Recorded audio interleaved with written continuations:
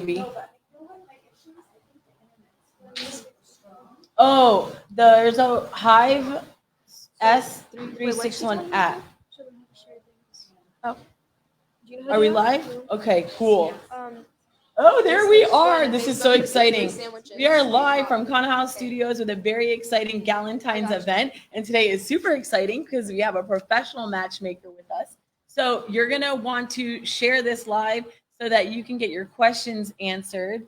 And Angelina and Davey are here to help everybody get theirs live. Okay, you guys, I'm so geeked out and I don't even know how I'm going to contain all this excitement, but I just want to start by introducing Jill, and we have Kayla here with us tonight. And this is Jill. She's a certified matchmaker with Hinckley Introductions, qualified by some of your industry's leading organizations. And we're going to jump into exactly what a matchmaker is. We're going to learn how these services work. Really, so Kayla, do you want to introduce yourself? Jill? I'm Kayla, and I work with Julie here at Con House Studios. And you're so excited, right? I'm so excited to be here. She's not nervous at all.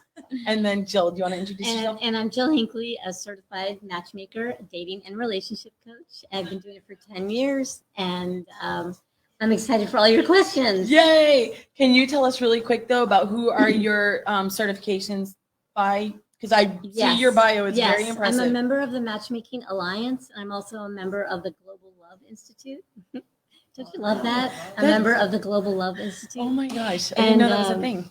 We all, about 10 years ago, matchmakers didn't collaborate. We were all competitive with each other.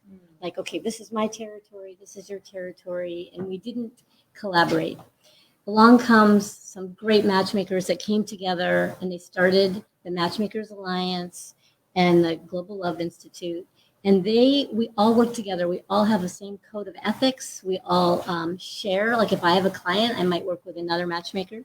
So we're all a group That's now. really helpful. And Yeah. so they're like the governing body then, right? They make Yes. sure that there's no shady things taking place. Correct. Okay. Yes. Well, I'm jumping right in because I want to demystify some of the mystery around it. Like how does matchmaking work? Like what is your primary objective? That's a big question. Yeah, I want to know. Right out of the box. Yes. How does it work? Usually what we do is we're all different. We all have a different, if you're gay, you might want to work with a matchmaker that works with gay people. It might be that you're working with people that are younger, and I work with like 40 and up, so some matchmakers work with younger people. So we all have like different like specialties, but this is how it works usually. We usually do a first phone call with each other with the person that's interested in matchmaking. We tell them a little bit about it, and then these are your options. You can be in our database, usually for free. Usually matchmakers want people to come into our world. I only probably sign up for matchmaking maybe 10% of the people that come into my world, because matchmaking is pretty expensive. It's an investment. So what I do is I get to know you, and then maybe do a little dating coaching. Like if you haven't dated in a long time and you're divorced and you have no idea what apps to go on, we might talk about that a little bit. Okay. Because my goal in a way is to not sign you up for matchmaking. Believe it or not. My goal is to you might just need a few tips here and there. You might not necessarily need the full-on matchmaking. Matchmaking lasts for 6 months to a year. So it's a real investment. Wow. Okay. That is so cool. So someone might call you, let's say they're like, no, they just feel better with you. They want to be like under your guidance. They are going on your registry, right? But if they don't pay you, how do you get paid? Well, then they can pay me I do a Zoom call with them. So I do an hour-long Zoom. It's $160 for me, and they're all different for different matchmakers. But in that time, I'm dating coaching, helping them with their dating coaching. I'm helping them get ready. I'm kind of screening them to see if matchmaking is right for them. And sometimes it's 2 or 3 calls to kind of get to know each other in Zooms before so I am paid. And also if they decide not to work with me, but they want to work with another matchmaker, then that other matchmaker pays me a referral fee. Wow. So we all do work together. Okay. I get paid, even though I don't necessarily sign everybody up for matchmaking. That is so interesting. So with a matchmaker, your first goal is actually not to put them on the registry. You want to kind of rehabilitate or support Well, no, them. they're allowed to. Definitely, they can join on my website. They can come and be a member of my registry. Oh, okay. It's kind of like I always say, it's like almost buying a lottery ticket. You know, you're in my registry, but it's not a proactive approach to matchmaking. It's kind of like if I have a client that matches up with you, I'll reach out to you. But as you can imagine, there's lots of people in our registry, so we're not like working for everybody in our registry. Is there? So that's where the global database is. That it? Each matchmaker has their own registry. Okay. Yeah. Wow. Okay. So now you said 10% of the people, right, end up on the registry. On matchmaking. On matchmaking. Can you match somebody to someone that's not on your registry? What if you were like, hey, I've got a perfect girlfriend for you? Like I have a friend, she would be so perfect for you. Can you go outside the registry or outside of your? Yeah, I mean, you can. There's put it this way: it's nothing ventured, nothing gained in the matchmaking world. Okay. Really, just be part of it. That's all I say to people. Don't overthink it. Come in slowly. Join our registry. Maybe do a Zoom call with me and learn more about it. And that's why it's an hour long. We have to talk about who you are, what's your past, what's your present, and where are you going in the future. So that all needs to happen before I say, okay, matchmaking's right for you. Right. Okay. I have so many more questions.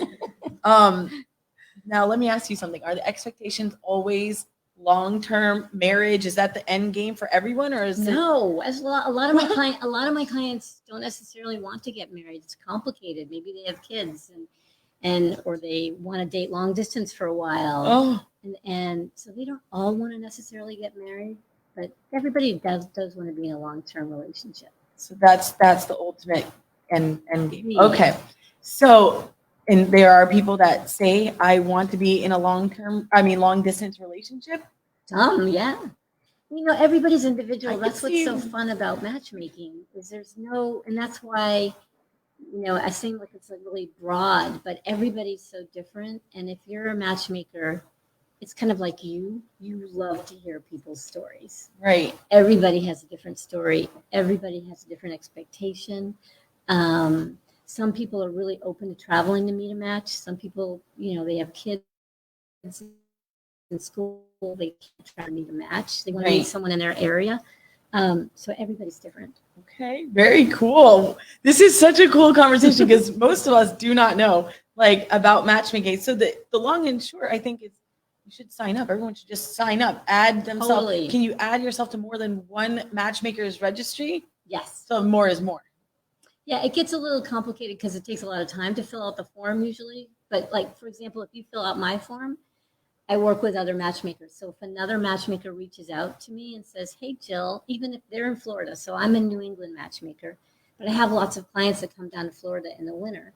So another Florida matchmaker might reach out to me and say, hey, Jill, I'm working with this person. Do you have anybody in your database that matches up with my client? So I'll go through my database for that matchmaker. Okay. So yeah, we're always networking, trying to find matches. It's it's the home run. Right. So when they say, do you have someone that matches my client? They must have like a wish list or something, right? Yeah. Okay. Yep. What percentage of that wish list? Like my kids give me their Christmas list and it's this long. You're not getting this many things for Christmas, right? I might be like, maybe you're looking at half these things. How do you manage those expectations? I'm sure some people ask for some crazy the unicorn. Yeah. I'm looking for the unicorn. So it's everybody comes with a list. They don't. They all come with a list, and they like, okay, we're doing this Zoom call. I'm going to tell you what I want, and he's got to be over 6 feet like they tall, can shop for it, like they're shopping, right? And I've listened to the list. I think it's great, but then we kind of rip up the list. You ever get like a Hugh Hefner situation? You've got like a 90-year-old man. He says, I want a 20-year-old girlfriend. You kind of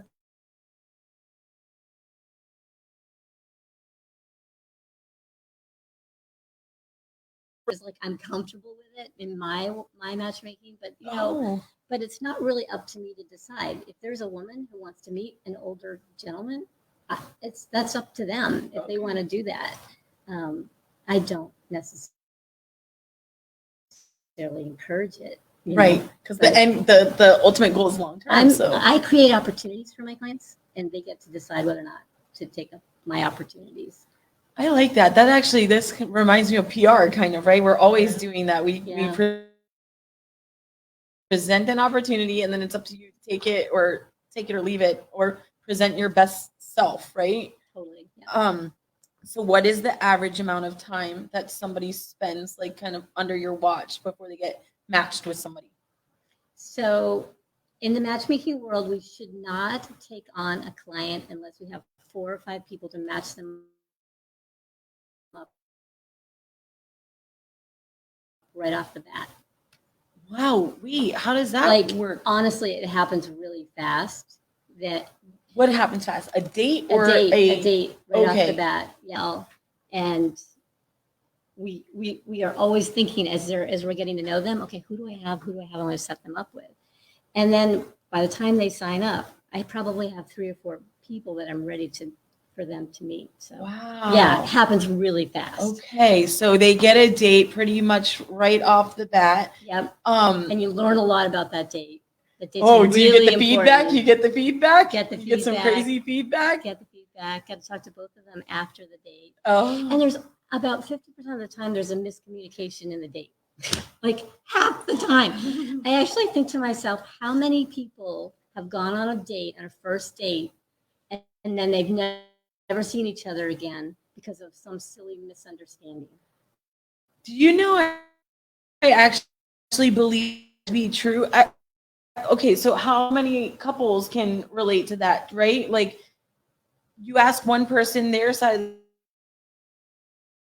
the story, you ask the other person, and like, if there was just a mediator sometimes, they kind of... Well, they'll send a text, and somebody will misunderstand the text, so I'm always reading text. Do you make sure? And I'm like, to... did you really mean to say that in your text? And he'll say, oh no, God, I didn't mean. Oh, maybe they're drinking. About half the time. About half the time. So do you tell them, like, try again? Like, let's do this over again? Yeah, absolutely. And I actually have to let people down sometimes if it doesn't work out. So I'm sort of the one that breaks up with one of them. Wait, so if somebody will, like, finish out the date to be polite, right? Yeah, sure. Yeah, you met a nice person, but and then they call you and they're like, never again. Yeah. Oh no. Yeah. And then they're waiting. There has to be chemistry. There has to be. Yeah. I mean, I'm not saying you have to be like, wow, butterflies going crazy here, because actually that can be bad. Too much chemistry can be actually a red flag. Really? But you've got to be attracted to the person to see that person again. You have to really have something there. So sometimes it's just not there. Yeah. And if it's not there, it's not going to get there. Are you guys doing okay? Does anybody need anything? You need a water? Do you want wine? You good? While we keep going? Yeah. Wow. I could see how the too many butterflies could be a problem, because then maybe they're just too eager for love, and they're maybe going to overlook, like, red flags or something, right? Yep. They're just, yeah, they're just. It can be passionate love, and passionate love actually wears off after 18 months. So. Oh no! I'm sorry. Months. How much time do we have left on our 18-month clock? No, we passed that, so I think we're good. Yeah. Oh no! So there's passionate love and companionate love. Companionate love grows. Passionate love. Well, why don't we jump into the couples one while we're here, right? I've got the couples card right here. So compassionate love. Tell me more about that. Give all the couples in the room. So it's they call it companionate love, and companionate love is like your companion, your person. That grows every single day in a healthy relationship. You know, working together. You know, when you're in passionate love, it's like you have rose-colored glasses on. Right. Wow, you just think that person, you know, walks in the room and there's all this energy and butterflies and all this stuff, but you're seeing beyond all the day-to-day things that a couple goes through. Right. So companionate love is, you're going to wake up with that person and you're going to have their laundry all over the house, and, you know, but you're going to grow together, and you're going to Right. It's companionate love, and that's the one that really leads to long-term relationships. That's good to point out, I think, because I think sometimes people think when the butterflies go away that the relationship is like stagnant or over. Yeah. But I'm sure that like what do you call it? Companionate love. Companionate love is more like I care about this person's overall well-being, right? Like that's you have 4 things in companionate love. Ooh, tell us. And that's when you'll know it's a relationship that's going to last. Okay. All right. Let's go. Let's do this. Okay. Come on. You ready? I want all 4 of them. Friendship. Oh, okay. Very, very important. Okay. Intimacy. Very important. Okay. Trust. Okay. Super important. And then support. Yeah. So if you have all of those things, you've got a great relationship. Wow. Okay. That's so exciting. So that's why I tear up the list, right? Because the list is kind of superficial, right? Oh. People don't know. If they don't know, if you know now that you're looking for someone in friendship and intimacy and trust, and then you know how to learn how to trust somebody. Like, is that person on time? Does that person do what he says he's going to do? Yes. All of those things will build trust in a relationship. And then there you go. So when you meet somebody, you walk them through those 4 things. Do you give them, like, when you're kind of assessing someone, I guess it's like a test-ish, right? Sure. Job interview type or no? Yes? Well, what are your strengths and weaknesses, like all that? Don't interview on a first date. Yeah, tell us oh, wow, yeah. Tell us what to do here. Don't arm wrestle either, right? I read that. You shouldn't do that. That's weird. Men and women are very different. Men tend to report. Women tend to connect. So a guy's going to tell you, I'm sorry, guys, this is what you usually do. You just say, well, this is my job, and I have 2.5 kids, and they tell you what's going on in their life. They're just very upfront about it. But women are looking for, how am I going to connect with this person? Oh. So first dates can be really tough because the women will say, all he did was talk about he's got a house here and he's got a job there and he's got 2 kids and he likes to ski. But you can't connect. If you're a woman, usually you're trying to connect. It's just who we are as women. So a lot of times first dates don't go well. And that's when I kind of have to get together and he'll go, I really liked her. I was telling her all about my job. Yeah. Right. So there's that makes sense. Okay. But I want to hear more about that initial call. So somebody calls you, they give you their laundry list or their Barbie list, right? I want this. You kind of re-educate them, like you're looking for these 4 things. Are you assessing if they're looking for those 4 things by asking questions, or are you more find yourself like educating them, like these are the things that you should really be focused on? Right. So people think that, oh, I like to ski. I'll give you an example. Core life values are really important. Your core life values need to line up with your person, and you're at least two or 3 of your core life values. Let's just say you're very family oriented. You need to be with someone who gets that and is also family oriented. You don't have to. It doesn't have to be that core life value lines up. It could be health and fitness. And instead of saying like, I like to go skiing, I like to go hiking, I like to go boating, say that I like to be outside. And that's a fitness kind of just overall. Okay. So I look for core life values that match up with these 2 people. Okay. So when oftentimes one person has a bunch of kids, that their partner needs to understand that that's a priority to them. Right. Yeah. Dating with children is challenging. So there's this new topic right now that's going on, and they say that people are bringing their children with them on their first date. Like, this is a new trend. Can you imagine, like, bringing your kids? Oh my God, no. Yeah, you shouldn't. How can you be flirty in front of your kids? It's so awkward. Like, don't call me mommy. You shouldn't even talk about your kids on the first date. Yeah. Okay. You have some questions. Kayla's got some questions. Some first date questions. Yeah, that's a good one. So, how much is too much to share on a first date? What should you say? Don't overshare on a first date. That's a really good question. People think they want to get it all out, and you don't. You really want to get to know that person. Don't talk too much about the past. Talk about the present. and we're in the future, because the past is the past, right? You have an ex-husband, you have 2 kids, all this, but that's not who you are. Who you are is who you are in the present and what you love to do, and your interests, your ideas about the future. So yeah. Okay. And then after a first date, how do you know if it was successful or not, besides having to call you and ask? Yeah.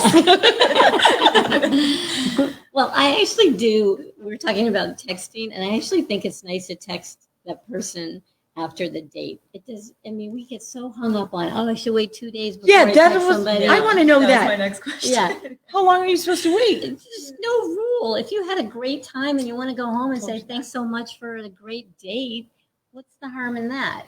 And if you get an answer that's like rude or something, then you know, like, Oh, wow. all clear, we're good. So I think it's great to follow up right after a first date. Yeah, that's a good way to do it. Oh my God, that's the one thing I was telling you, right? I was like, people are always like, who's going to make the next first move? I think people miss out on relationships because everyone's waiting for someone to make the next first move. Totally. And what about like the days where the guy is supposed to do it? I mean, those days are gone. I think you just got Guys love, I mean, I work with a lot of guys that are on Bumble. And because the women reach out first, right. They usually love it because they're so tired of, hey, she likes me. I like her. This is great. Yeah.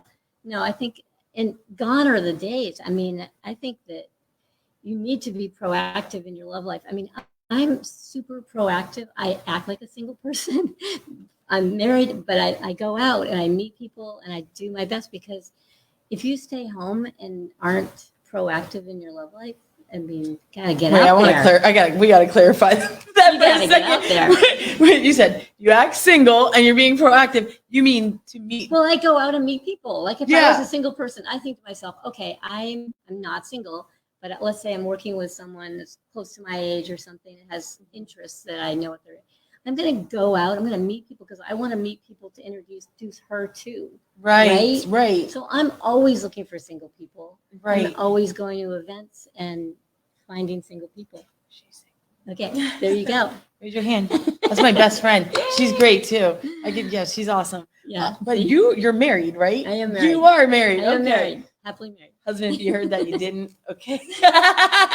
So this is a good question. Do you date your husband? Do you date? You two date? We do. We have date night, and he cooks too, once a week. Wow. Well, he doesn't necessarily cook, but he's in charge of dinner. Okay. And I love it. And he's not working. I'm working right now, so he gets more time to clean the dishes. And but he just does. It depends on your love language. My love language is acts of service. So when he does things for me, that's like dating. That's like the best. Okay. So the love languages, that's a big deal. I'm sure you co-sign that, right? You think everyone should know their love language? Yeah, everybody should know their love language. Okay. Yeah. Do you know your love languages, Kayla? No, I've taken the test before, but it's always different every time. So you can have multiple love languages. Kayla's love language is wine. As confusion as wine, probably. You give her a wine, she loves you. That's true. That is true. Yeah. Yeah, I'll have to. Yeah. But I think it's more than the test. I think aren't you supposed to read the book or something? Yeah. Well, you don't have to read the book. You don't have to read the book? Just come to a matchmaker and they'll help you out. Oh, really? So oh my God. So somebody could come to you just to find out their love languages? Yeah, we talk to people all the time. We give them tips. That's what I'm saying. We do like a Zoom call, or we do consultations with people just to kind of get them on the right path. Right. Because a lot of times they haven't dated in years. They don't even know what apps to try. So, but could a married person or a person in a couple consult with you to find out their love? Me. I'm not. Oh, yeah. If they wanted to find their love language, right? I could help them with their love languages. Because I'm sure that would help in an overall relationship, right? Oh, it helps me in my marriage every day. Yeah. Every day I learn something. We can learn so much. It's incredible. And it just makes we're evolving all the time. We're always evolving. Yeah, that's true. I mean, it makes our relationships better. It makes our friendships better. So maybe your love languages change over time too, right? Mm-hmm. Yeah. Totally. Okay. Wait, do you have any more questions? Well, yeah, but you can go Okay, first. no, you can go. Okay. Go ahead. Well, this is kind of maybe like, I don't know, it's Just go. a little bit Let's on like hear it. maybe like the darker side. Ooh. But- There's no darker side of dating. Well, If you have a client that you know has cheated in the past, how do you handle that? Or do you think like once a cheater, always a cheater? Are you open about that with your other client? Or Yeah, that's a heavy duty one, isn't it? So I don't get into it too much, but I do tell people how, I help them dating. And like I talked about on the first date, you would not disclose that on a first date Right. because, everybody's different and everybody wants to bring something into this. Before you get into an exclusive relationship, you should have those really honest conversations about whether or not that's something that every circumstance is different. So I think everybody gets a chance to get through that. So you believe in second chances? 100%. Yes. Wow. So you don't believe once a cheater, always a cheater? No, I don't believe in black and white. I believe there's a gray area. I believe that every circumstance is different and you don't know what happened to that person. The stories I've heard being a matchmaker, Right. I've had men that I've worked with when their wife has Alzheimer's and they're dating and they're married, and Yeah, that makes they're because she doesn't even know who he is anymore. right. So every circumstance is different. You just can't judge people that way. So, Yeah. and I don't get too involved in their actual intimate moments. I just help them through it together. Yeah. Let me ask your next one because I know this one's good. It's not red tags or whatever you called it. It's red flags. Yes. Red flags. How do you handle red flags both on your side and if a client were to call you and say that they maybe saw something that didn't seem right? Red flags are real. See, that's why I talk about passionate love. When you're in passionate love, you go by every single red flag. You see a red flag and you just keep going. And red flags will come back to get you. So you do need to address them. And sometimes I call them orange flags. Like, hey, it's not necessarily a red flag, but it's an orange flag. And I will pick up on it sometimes when I'm working with both of them. And I'll say, I see this orange flag for you guys. You need to talk about this because this will turn into a red flag if you don't manage it. But red flags are real and they have to be. Drinking is something that can be a really big red flag that I don't know about. So I say to my clients, if somebody has more than 2 drinks on a first date, it can get kind of messy. And that could be. I feel like that doesn't apply if you live in Wellington, though. Wellington. Oh my God, 2 drinks. Wow. Well, that date must be 20 minutes long. Well, just kidding. Right. Well, that's but that can backfire on you. It does. No, for sure. I mean, for sure. Yeah. That's like a rodeo around here. Like, You're like, what did I say? Oh my God, what did I do? You ever call someone? They're like, I don't remember the date. Has that ever happened? Has anyone gotten like hammered on their date? That would be so awful, right? But funny. Yeah. Do you have any Funny, dating? not funny. What's like the craziest story you've heard from a date or like the? Well, I'll tell you a misunderstanding date that's what was really funny is, okay, so I worked with both of them, guy and a girl, and they're going on a date, and he was a marathon runner. And it was really important to him that she knew that he was a marathon runner. And he kept sending me pictures of him in his shorts and his marathon outfit. And I'm like, great, okay, she got it. She's a marathon runner. I'm clear. We got it. We got it. So anyway, she wanted to go for the first date. She wanted to go to a French restaurant. And he loved this restaurant. He's like, perfect. Let's go to this French restaurant. And I set up the date, a really romantic table. She's all dressed up. She's waiting for him to come in. He comes in his marathon clothes. Oh, no. And those little shorts, right? They wear the short shorts. Oh, because he thinks that she wants to see this. No. And that's a red flag, right? Am I right? That's red flaggy. Well, they did. I did get over it with them. And then he only orders French fries because he's going to run the next day. Yeah, I definitely didn't see that coming. I thought it'd be a she's eating salad. this amazing French restaurant, all this food, drinking wine, Oh, and he's eating French fries. So oh that my was gosh. terrible. So he completely screwed up. Like Right. Really screwed up. What did you do? She called me horrified. She's like, I cannot believe you set me up with this guy. Yeah, I'm sure. He's a really nice guy. He was a really nice guy, except for this. He was completely hung up on this. I got to show her my legs. I'm pretty hot. Oh, wow. Oh, my God. So there was no second date? There was a second date. What? Oh, there was my a second God. date because I begged her. I'm like, I promise you, he's a really nice guy. He really went off the rails. Did it work out? Yeah, it worked. It worked out. Oh. You think she gave? It must have been the legs. She's like, man, those legs really got me.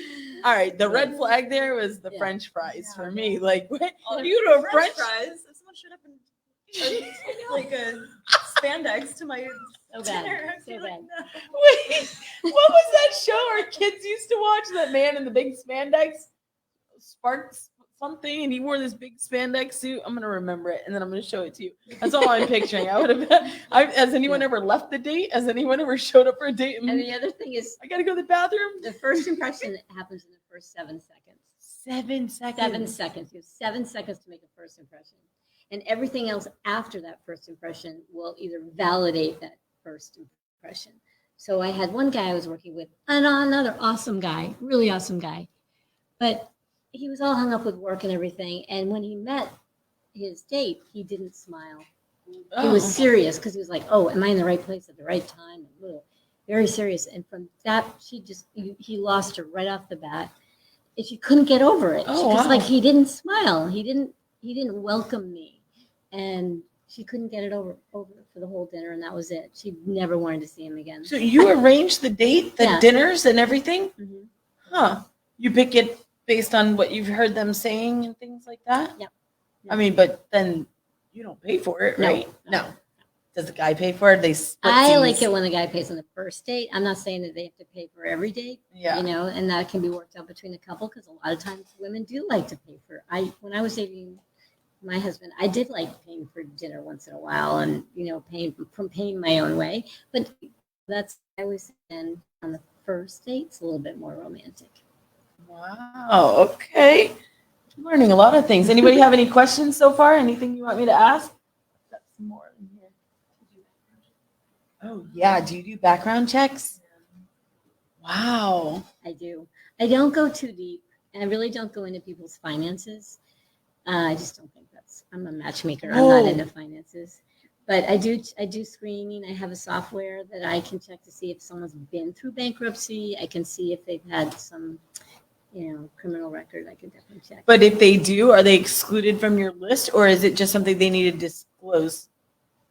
It's a case by case. It depends on the situation. Okay. I do ask them when they fill my contract out to disclose if there's something I need to know. Oh, read them off. What are they? I can't see.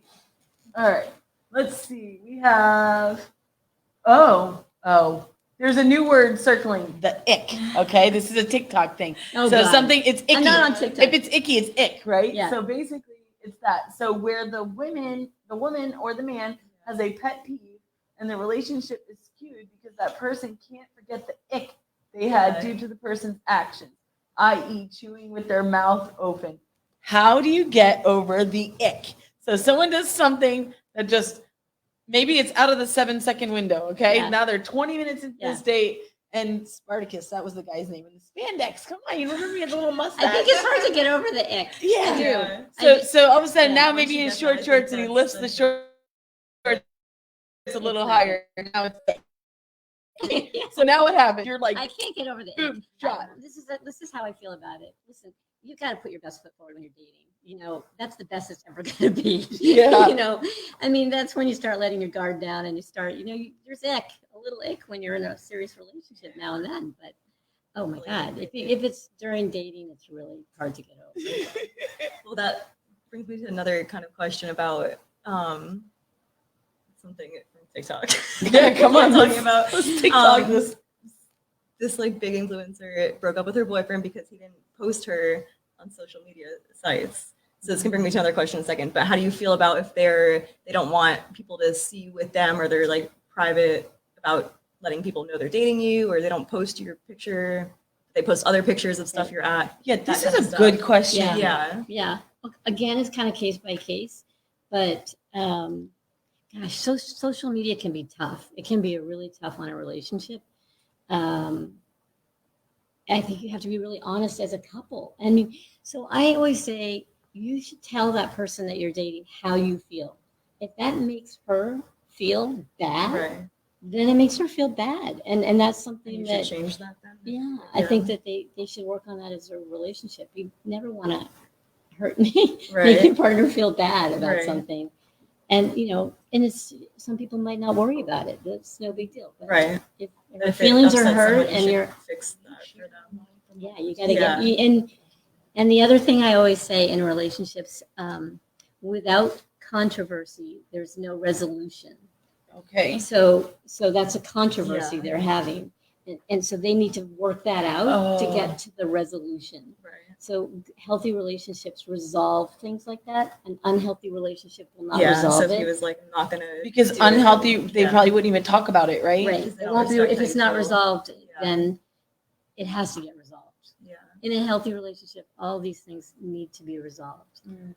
Or they just simmer. Right. See, that's even worse. Then you just fester. Yeah. We have a question. When do you recommend introducing the kids? Not on the first date. I know that. I'm not a matchmaker or anything, but I definitely know it's not the first date or maybe even the 10th either. I mean, we waited 6 months, my husband and I, 6 months. Do you know, I'm going to tell everyone a funny story. I was still trying to hide Akai from my kids like a responsible parent would, right? So we put his car in the garage and closed the garage door on the weekend that they were at their dad's. Except tricky. My kids, being so savvy that they are, came to the house while we were gone, found this car, ran his license plate, found out his name. They found out everything there was about him and then wondered who he was and why he was in their house. So those kids are gonna go surprised. That's how they met. They did a background check on him and ran his entire license plate. And then when I told him that, he was like, "That's weird." And I was like, "Oh, you don't know my kids. That's totally normal for them. Totally normal. This is actually not weird." That's pretty awesome. Yeah, that's awesome. They love you. Yeah, they do. That or they were like, maybe is that what it is? Oh, we got it. Yeah, that's true. That's true. That is true. So when do you recommend introducing the kids? So at least 3 months.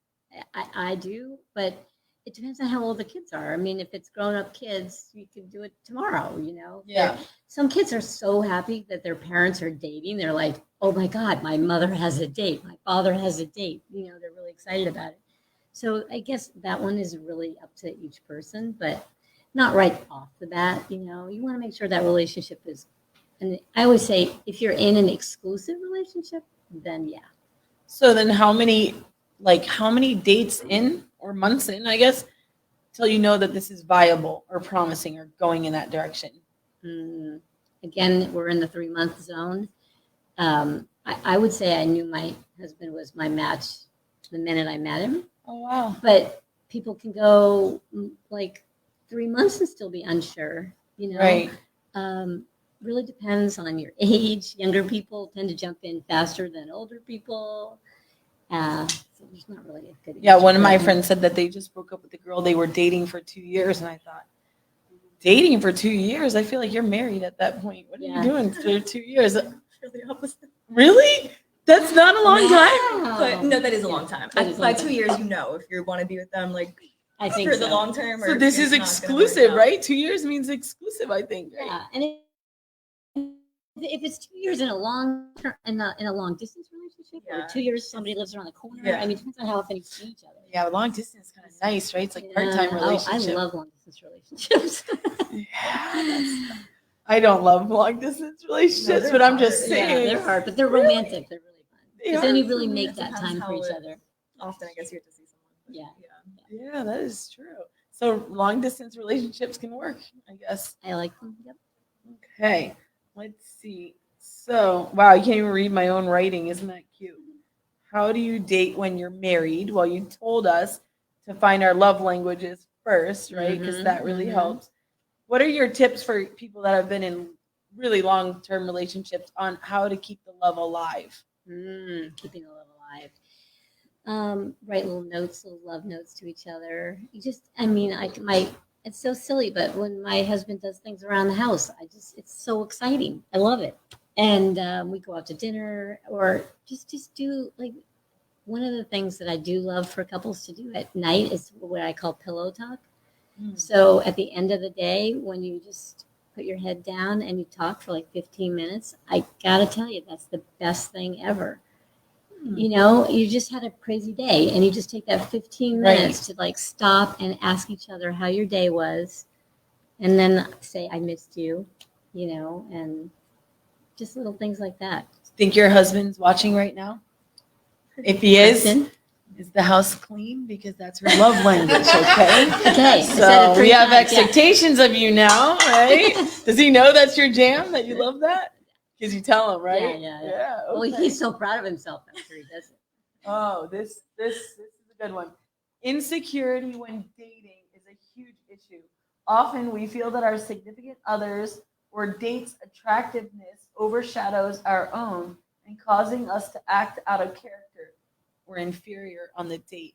How do you get over this? Oh, okay, that's a good question. So one of the things that we work with in matchmaking a lot is people that we call limiting beliefs.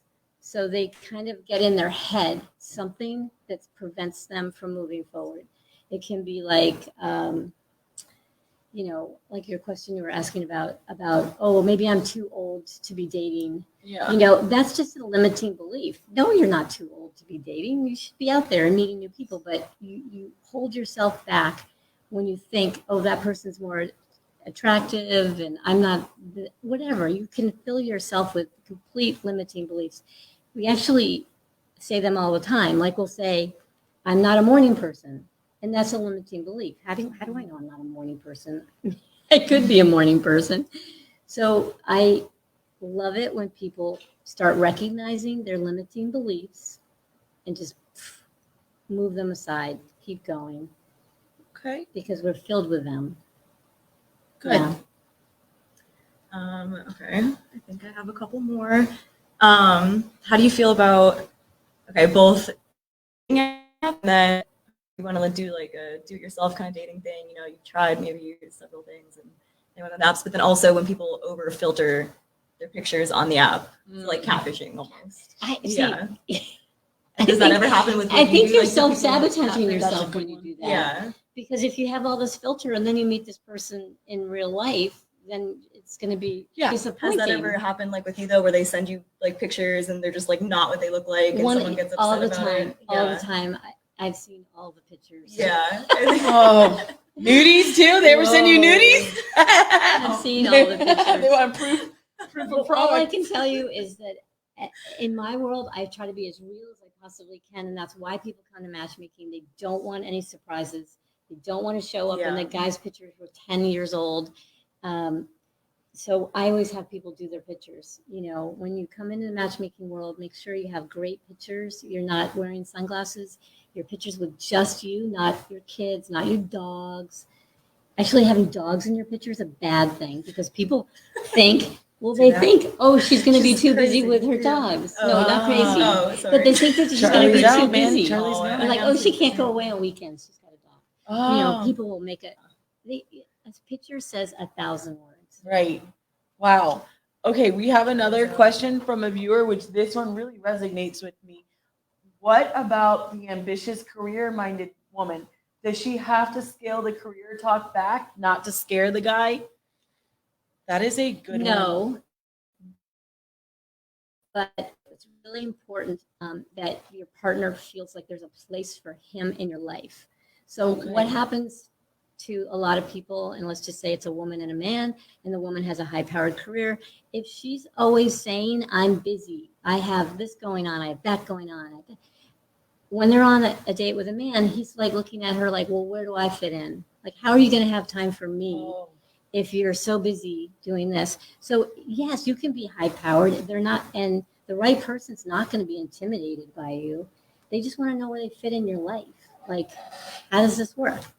So that's good. So it's okay to talk about your career as a woman on the first date, even if because power dynamics are real, right? There could be a dynamic in education, dynamic in income, giant disparities. Right. So and see, that's a limiting belief because if you believe that men are intimidated by me, then it's just going to happen. It's like a self-fulfilling prophecy. So you want to make sure that you are just making sure that you are putting this relationship as a priority in your life. Right. Okay. So it's a good segue from that topic. When I was dating, before I met my husband, I was doing all these online webinars I felt like I had to relearn. And one of the things that came up a lot was with some women who have their careers and they have their businesses, they don't put their feminine energy first, they put their masculine energy first. And I found with some of my friends who are, over a certain age, they're very independent, they have their own homes and their careers and all of that. I can tell that they're not putting their feminine energy forward.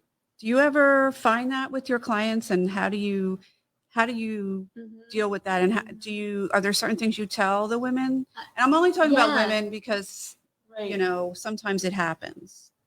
Excellent question. It's a great, I don't do this with some of the people I work with. So I'm a matchmaker, but I work with all these experts around me. Like you were talking about makeup, I work with makeup artists. I work with matchmaking and dating coaches that will do a mock date with you. Like if you're putting that energy, the wrong energy out there, that'll get picked up in a mock date, so that you can do that and talk about that before, because we all bring something. We can all work on something for sure. Wow. So aside from a self-limiting belief, is it factual? I mean, it makes sense. Is dating truly harder as you get older? I imagine a lot of people are married or coupled. No, the pickings must be smaller, right? Well, it can be harder because the pool's smaller, right? When you're 25, oh my God, there's single people all over the place. But again, limiting belief. So I always say, yes, go out there, meet people, be confident. If you're confident that you're going to meet your person, and if you look for love, you will find it. 100%. That's good. Okay. You just got to go out there and get it. You never know. Going after here. Is there a perfect time to propose? How long in dating should a man propose? Oh, that's a good one. Are we dating? We're not dating. Are we? Are we dating? I'm not dating. Are we dating? We're like in a relationship, right? That's the next thing. Yeah, but we're no longer dating. Yeah, but Yeah, you're you're like, dating. This is You're dating? a couple, Well, though. Dating It's sounds the so same. informal. That's what we're doing. No, we live together. Proposing is the most romantic, amazing Here's thing Julie ever. finding out on live TV Yeah. that she's still dating. Oh no. Okay, this is tremendous. Okay, all right, here we go. Yeah, give us that answer. I'm devastated Well, I think now. you have to be in an exclusive relationship first. I am, right? Okay. Yes, that I am. Well, Okay. then anything goes. Once you're in an exclusive relationship, anything goes. Yeah. Okay. That's so romantic. I love when I get the letters about people that have gotten proposed, that are married, get engaged, and Ooh. Has that happened on your watch? Like you've matched people and they ends in marriage, right? mm-hmm. You don't think there's like a time that's too soon or too long, though? It just depends on the relationship. Well, getting into that exclusive relationship, Yeah. that's the most important Right. part. And then you have to two people have to talk about it. Are we Yeah. in an exclusive relationship? Are we both on the same path? Right. Do we both want the same things? Right. Once all of that's clear and you Yeah. guys want to be together, Then it's just up to the two. it's up to the two of you. Wow. It must be very rewarding to match Yeah. couples together, right? That's very exciting. It's really fun. Are you like running out of steam here? Are you done? This is like That so was a lot of. but there's so many good questions, right? Does anybody have any other questions? Ooh, ask us. Where is the best place? So for single people, where do you recommend single people go to meet eligible people? Because it's not the club. No. If you're following TikTok, it's also not the gym. No. That's offensive. So where would you say people should go if they want to meet somebody great? Okay, that's my sister-in-law, and she's awesome. Yes, she is awesome. That's a great question. Bridget, do you remember when you introduced me to Jill? I said, wait, we're not going to talk. We're going to have the conversation here. I didn't even want to talk ahead of time because these questions are so great. My silver bullet on all of this is nonprofits And the reason I say this is because I go to nonprofits a lot. I love nonprofits. I mean, they're the best thing ever that are going on in your town. And the people that I work with do not want to go to a bar. They don't want to meet at the gym. But a nonprofit, find a nonprofit that's something that you love. Like if it's like you love the ocean and you want to be involved in nonprofits that are saving this ocean. And I'm not even saying you have to pay money to go to this nonprofit. Right. You can volunteer at this nonprofit. You can go to the events they have. And then it's so easy to meet people. It's really easy because I do this all the time. I walk up to somebody and I start the conversation. How did you get involved in this nonprofit? And immediately you're connecting with somebody that you share a passion with, right? That's so smart. And it happens over and over again. So I love it when I tell people and I research with them. Like if I'm working with somebody in Boston, I'll look at all the nonprofits based on what their interests are.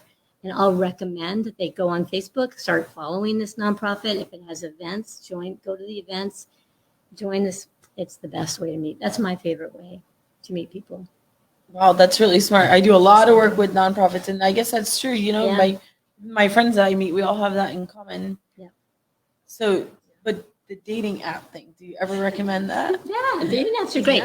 I mean, I actually compete with some of my clients. Like I try to get a better match for him or her than their dating app. Yeah. It's a competition. So I look at myself as a tool in your toolbox, right? Yes. Because you can join my database for free, but I do recommend dating apps going online. I do like Match.com the most. Match is coming out with some really cool features where you can actually, and it hasn't happened yet, but they're actually going to have a feature where you have to put your license scan your license so that you can prove who you are online. So these online sites are really finding ways to keep you safe and to make sure that there aren't these fake profiles. But you do have to be more careful online. But yeah, definitely. Yeah. I like Bumble. Great. Yeah. Yeah. That's awesome. Do you have any more questions? I mean, I could go like asking all day, but those are my main questions. Those are great. I love it. Okay. Those are a good audience. So some of our takeaways that we can talk about really quick is if you are a couple, take the time to learn your love language. A matchmaker can even help you with that, to learn your love language. Your love language is not stagnant. It changes, it evolves with you. So it's good to keep checking in. Do your pillow talk, your 15 minutes a night. I am in an exclusive relationship. I learned that on camera, so that's really fun. Matchmakers do a lot of things. Their goal is to even just coach you in the very beginning and get you, just maybe give you that little bit of support to get you going. And this is such an awesome conversation. Thank you guys so much. Did we much. leave anything What out? Is there great anything? team you have here. This Yeah. is amazing. Thank you very so much for coming. We're here at Con House Studios. This is our Galentines event. Jill, where can people find you? What if they want more of you? Okay. They want your help. You can look me up. It's called Hinckley Introductions, and you can find me there. That's You can Google me. Hinckley Yes. introductions.com. Yes. And she is certified by her industry's leading organization. So thank you so much Yay. for Well, joining Well, us. thank you for helping me channel the love because it's so wonderful. I love it when new people come into our world because who knows, you might be a match for my client. Oh, So I yeah. love that. So thank Jessica's you still guys single. so much. Yes. Yeah. And she's my best friend. She's so great. Okay. Putting that out there for everyone to know, too. You want to pan to Jessica? Pan to Jessica. Just give her a little wave. She'll kill me later. I'm going to be in so much trouble and I can't wait. All right, Thank you all for joining us. Jessica. Thank you. That was so much fun.